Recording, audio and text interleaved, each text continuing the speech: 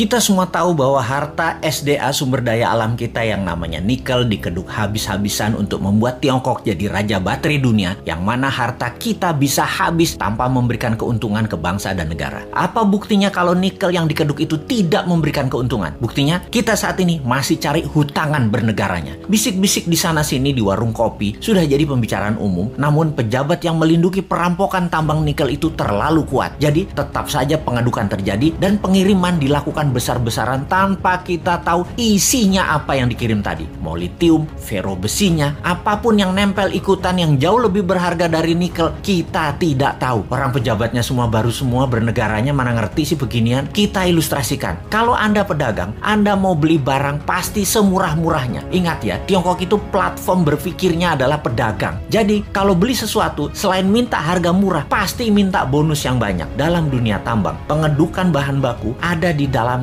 masih all in. Semuanya masih ada. Mulai dari barang berharga, katakanlah nikel, ada juga impuritiesnya atau barang yang tidak pure atau barang yang tidak murni atau barang yang tidak diperlukan seperti tanah dan lain sebagainya masih tercampur. Lalu dibersihkan, macam-macam cara pembersihannya. Ada di leaching, diproses. Tujuannya untuk membuang barang yang tidak dibutuhkan. Katakanlah 75% terbuang, tinggallah 25%. Kalau dibawa 100% ke Tiongkok, yang 75% tadi adalah taiknya tambang yang nggak diperlukan. Taiknya mah tinggal di Indonesia aja. Makanya sekali lagi, taiknya dibuang di Indonesia aja. Kalau tadi dari 1 ton produksi tambang nikel ada 2% kandungannya. Setelah diproses tinggal 25%, nikelnya tetap 2%, tapi bukan dari 1 ton, dari 250 kilo. Nah, dalam 250 kilo ini ada fero juga, ada litium juga, ada macam-macam yang dibayar yang paling murah. Yang dibayar apanya? Nikelnya doang. Feronikel, nikel laterit, dan banyak lagi unsur logam dan mineral yang sudah disarikan tidak dibayar oleh Tiongkok. Kita asli bernegara nih bodoh memang. Dan penjajah perampok itu dikasih karpet merah lagi, dilindungi, dan tidak ada yang sadar. Kalau ada yang sadar, maka segerombolan buzzer pecinta cuan anti NKRI mulai memecah belah bangsa dan mencari sisi positif yang kecil dibesar-besarkan dari sisi bosnya, tapi mencari sisi buruk, pengkritisi tanpa solusi, dan diputer-puter beritanya agar rakyat tahu pengkritisi itu dosa. Apa yang terjadi kalau hal ini didiamkan dalam jangka pendek? Bukan dalam jangka panjang ya, pendek ya. Negara kita akan miskin, pejabatnya makin kaya, rakyat nambah lapar. Kita hanya mengingatkan arahnya nantinya. Sebagai contoh sejarah kebodohan penguasa atas kelolaan sumber daya alam, kita mau kasih ilustrasi. Ada 3 negara yang akan kita pakai jadi contoh kali ini, yaitu Nauru, Venezuela, Zimbabwe. Fosfat oil business berliannya Zimbabwe. Nauru di tahun 1980-an, negara dengan 7.000 populasi adalah negara yang sangat kaya, bahkan negara terkaya di dunia. Nauru adalah salah satu negara di selatan Pasifik. Nauru menghasilkan fosfat, bahan baku untuk pupuk. Saking kayanya, semua warganya digratiskan untuk melakukan apapun, sampai keluar negeri dibayarin pemerintah, diongkosi. Dan ada joke di sana, dolar itu hanya toilet papers. Dan ini bukan kiasan, dipakai beneran untuk ngelap pantat beneran. Lalu hasil alamnya ternyata habis 20 tahun kemudian. Dan Nauru saat ini menjadi sangat miskin ya.